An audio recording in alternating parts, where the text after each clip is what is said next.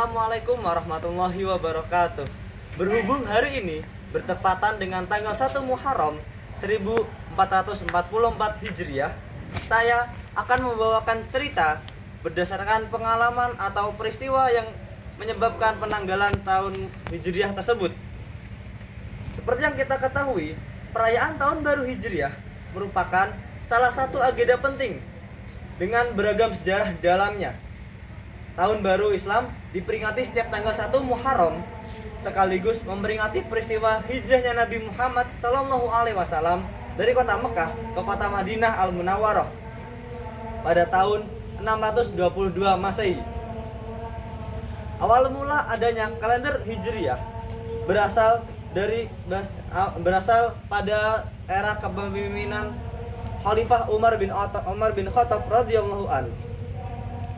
Dan kata hijrah sendiri berasal dari kata hajara yuhajiru yang berarti berpindah, atau secara istilah yaitu berpindah dengan meninggalkan suatu tempat ke tempat lain demi meninggalkan keburukan yang kita dapatkan dari tempat sebelumnya.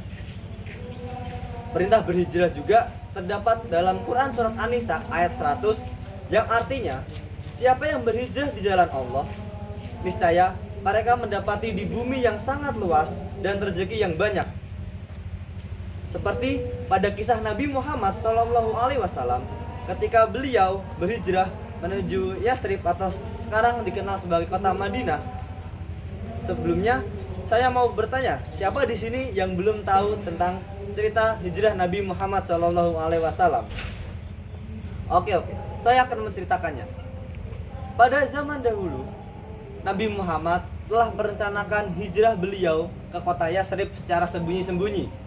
Namun, perintah itu telah diketahui oleh kaum kafir Quraisy, sehingga kaum kafir Quraisy mengepung rumah beliau agar beliau tidak bisa pergi berhijrah ke Madinah.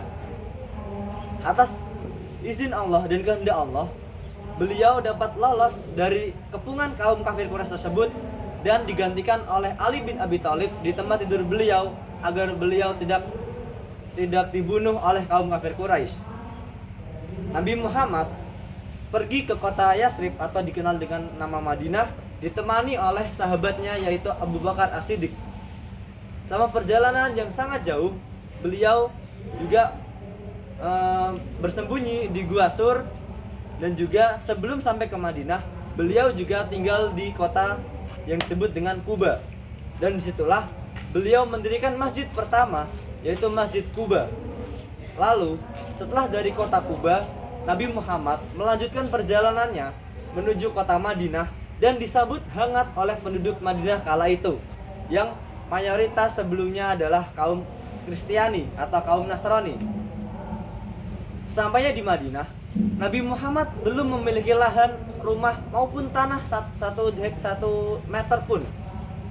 Akan tetapi dengan kebijaksanaan Abu Bakar As-Siddiq, beliau melepaskan unta Nabi Muhammad hingga memilihkan tempat untuk beliau tinggali, dirikan rumah dan dijadikan Masjid Nabawi sampai saat ini. Kemudian setelah berjalannya hijrah tersebut, Nabi Muhammad menjadi penguasa di kota Madinah. Dan banyak sekali cerita-cerita lain yang akan saya ceritakan mungkin di kesempatan berikutnya. Oke, mungkin cukup sekian dari saya. Kurang lebihnya mohon maaf. Wassalamualaikum warahmatullahi wabarakatuh.